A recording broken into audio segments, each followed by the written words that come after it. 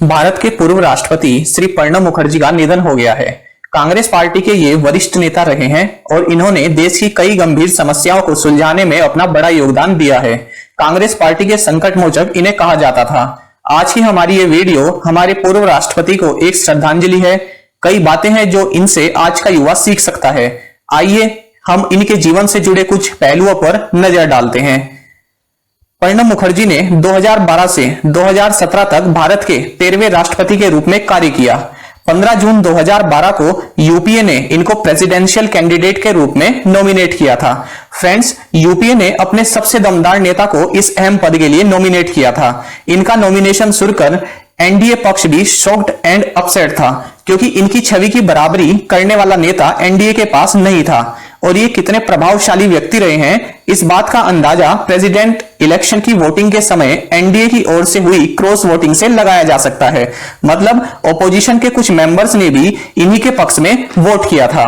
कांग्रेस की कट्टर विरोधी शिवसेना ने भी प्रणब मुखर्जी को सपोर्ट किया था। यह सपोर्ट कांग्रेस पार्टी को नहीं बल्कि प्रणब मुखर्जी के लिए था। अपने राष्ट्रपति कार्यकाल के दौरान इन्होंने 24 मर्सी प्लीज यानी दया याचिका रिजेक्ट की, जिनमें याकूब मेनन, अजमल कसाब एंड अफजल गुरु की क्षमा याचिकाएं भी शामिल थी। प्रणब मुखर्जी का जन्म 11 दिसंबर 1935 में पश्चिम बंगाल के बीरभूम डिस्ट्रिक्ट के मिराती गांव में हुआ। इनके पिता फ्रीडम फाइटर रहे थे, जिनका नाम श्री कमादा किनकर मुखर्जी था। इनकी माताजी का नाम था राजलक्ष्मी। इनकी शादी सुब्रा मुखर्जी से हुई थी, हालांकि इनकी भी मृत्यु हो चुकी है। प्रणब मुखर्जी के 2 सन और 1 डॉटर हैं। एजुकेशन की बात करें तो हिस्ट्री एंड पॉलिटिकल साइंस में मास्टर्स एंड लॉ में डिग्री इनके पास थी। अपने जनरल कैरियर की शुरुआत इन्होंने as a upper division clerk के रूप में की। इन्होंने जर्नलिस्ट के रूप में भी काम किया। इनका राजनीतिक सफर 1969 में शुरू हुआ, जब इन्होंने 1969 के मिदनापुर उपचुनाव में वीके कृष्ण मेनन के इलेक्शन एजेंट के रूप में काम किया।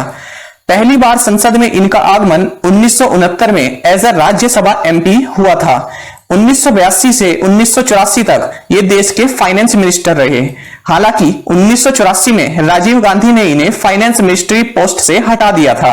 तब 1986 में इन्होंने राष्ट्रीय समाजवादी कांग्रेस की स्थापना की। हालांकि 3 साल बाद ये फिर से कांग्रेस में शामिल हो गए। इंदिरा गांधी की मृत्यु के बाद प्रणब मुखर्जी को ही उनका सक्सेसर माना जा रहा था, लेकिन सत्ता की बागडोर राजीव गांधी ने संभाली। इसी बात को लेकर इन दोनों में काफी मनमुटाव भी रहा। आईएमएफ से लिए अपने लोन को इंडिया ने इन्हीं के वित्त मंत्री कार्यकाल में उतारा था। इन्होंने ही डॉक्टर मनमोहन सिंह को आरबीआई गवर्नर बनाने की रजामंदी दी थी। हालांकि बाद में मनमोहन सिंह प्रधानमंत्री बन गए और प्रणब दा उनके वित्त मंत्री। इन्होंने कई कार्यभार संभाले। स्टील एंड इंडस्ट्री मिनिस्ट्री में डिप्टी मिनिस्टर रहे, minister of state for finance भी रहे। 1991 से 1996 तक ये प्लानिंग कमीशन के डिप्टी चेयरमैन भी रहे। राज्यसभा में ये 5 बार चुने गए, जबकि लोकसभा में 2 बार इन्हें चुना गया। 1993 में इंडिया के कॉमर्स मिनिस्टर भी रहे। इस पद पर कार्य करते हुए इन्होंने भारतीय बाजार को बाहरी व्यापार के लिए काफी हद तक खोल दिया था। Regional rural bank, Exim bank and NABARD की स्थापना में इनका अहम योगदान रहा। गडजिल मुखर्जी फॉर्मूला, जिसमें कि सेंटर एंड स्टेट्स के बीच रिसोर्स शेयरिंग का मसौदा तैयार किया गया था, वो इन्हीं के द्वारा लाया गया था। International monetary fund, world bank, Asian development bank and African development bank में ये बोर्ड ऑफ गवर्नर के पद पर भी काम कर चुके हैं। इनका सफरनामा यही नहीं थमता है। ये 1995 से 1996 तक और 2006 से 2009 तक भारत के विदेश मंत्री रहे। 2004 से 2006 तक रक्षा मंत्री और 2009 से 2012 तक अंडर मनमोहन सिंह गवर्नमेंट ये फाइनेंस मिनिस्टर रहे। 2012 में जब इन्हें यूपीए द्वारा राष्ट्रपति पद के लिए नामांकित किया गया, तब इन्होंने पॉलिटिक्स से रिटायरमेंट ले लिया। कांग्रेस के साथ अपना एफिलिएशन भी समाप्त कर लिया। ये इनके कुछ फेमस वर्क हैं, आप यहां से देख सकते हैं, जिनमें की सबसे इंपॉर्टेंट है the turbulent years 1980, 1996 and the coalition years 1996 and 2012। Friends, ये चाइनीज पॉलिटिशियन डेंग जियोपिंग से काफी प्रभावित थे, क्योंकि डेंग चाइना में अपने इकोनॉमिक रिफॉर्म्स के लिए जाने जाते थे। 2008 में इन्हें पद्म विभूषण से सम्मानित किया गया। 2019 में एनडीए गवर्नमेंट द्वारा इन्हें भारत का सर्वोच्च नागरिक सम्मान यानी भारत रत्न दिया गया। इन्हें कोरोना से ग्रस्त होने के बाद आर्मी अस्पताल में एडमिट कराया गया था। इलाज के दौरान ही इनके फेफड़ों में इन्फेक्शन हो गया था, जिस कारण ये सेप्टिक शॉक में थे। हालत बिगड़ती गई और 84 साल की उम्र में इन्होंने 31 अगस्त 2020 को अंतिम सांस ली।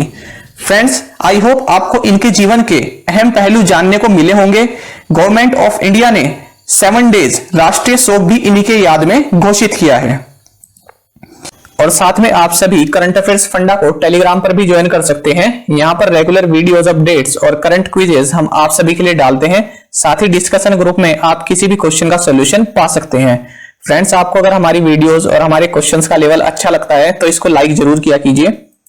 दोस्तों, यहाँ पर करंट अफेयर्स की प्लेलिस्ट दी गई है, इसको जरूर देखें और अपने दोस्तों के साथ व्हाट्सएप एंड टेलीग्राम पर शेयर करें, लाइक करें और कमेंट करके बताएं आपको यह वीडियो कैसी लगी।